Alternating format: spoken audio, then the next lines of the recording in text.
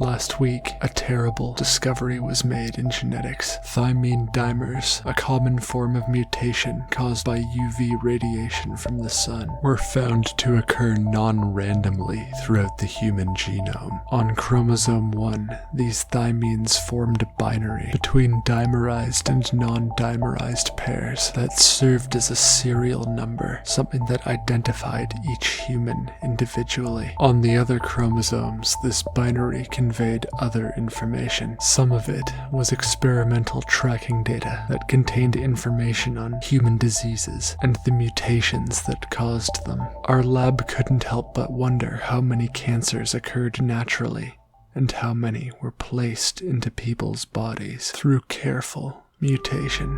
What was most alarming is that on all the other chromosomes, the binary could not be decoded. And in a genome-wide study on other animals, these patterns weren't found. Whatever being had done this was only interested in humans. This changed the way we thought about our star. How much did we really know about it? And what was it really? The sun releases every wavelength of radiation, and we found it impossible to escape it. As far as we could dig in the earth, little traces of it slipped through. Behind every lead and concrete wall, it watches us. And without realizing it, we're reporting back to it. We did experiments, shone our own light at a willing participant. The dimers reflected it back. We tried repairing the dimers on cells plated from the inside of my cheek, but even in our deepest bunker, after a few hours, they had returned. Many ancient cultures revered the sun as a god, an entity without which life on Earth would not be possible.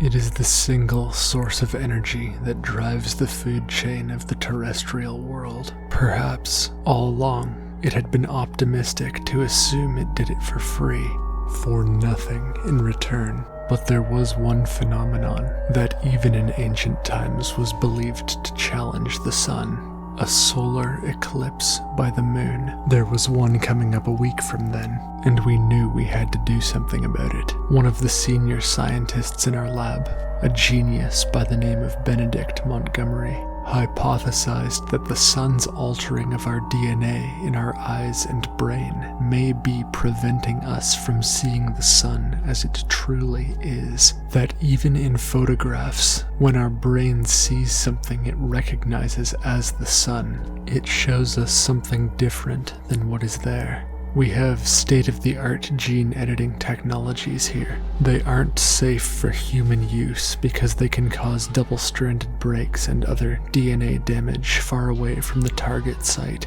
But I volunteered to have the damage caused by the sun reversed in my eyes and brain. I knew there was a risk of developing rare cancers as a result, but it was a small price to pay. I couldn't live my whole life believing a lie, never knowing the truth of the human experiment. Another few days passed, and the solar eclipse came. I was lowered into a vat that had been readied for me. I had an oxygen mask, but the fluid was allowed to permeate in through my eyelids and skin. It stung as it washed over my organs. The stinging became a burn. I was in agony. 3 minutes of the treatment passed, and I had no more time to waste. I was hoisted out of the vat by something. I don't know what, because I was in an empty lab. The lights were on, but it seemed much dimmer than it had been minutes ago. I could hear the voices of my co-workers all around me, but they were disembodied murmurs, and it was difficult to make out any one subject or sentence. Nevertheless, I knew where I was supposed to be going, back up to the observation deck before the eclipse ended.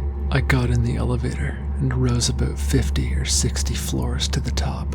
The light up here was dimmer as well. Yet again, no one was around, or at least I couldn't see them. I reached for a pair of eclipse glasses lying on the table, slipped them on, and looked for the sun in the sky. If the moon had not been passing in front of it, I don't think I would have realized I was looking at the sun. It wasn't any form of white or yellow or orange. It was gray, and it was textured strangely, but it was too far away to make out precisely what that texture was. I looked to the monitors of the telescope, but they weren't showing the sun. I was irritated for a moment and looked about for an explanation, but of course, it was still just the disembodied murmurs. I wonder if my hearing had been altered by the chain therapy as well. On the telescope monitors was a picture of a city from the top down, high bird's eye view, like a satellite image, but it did catch my eye. There was something off about it.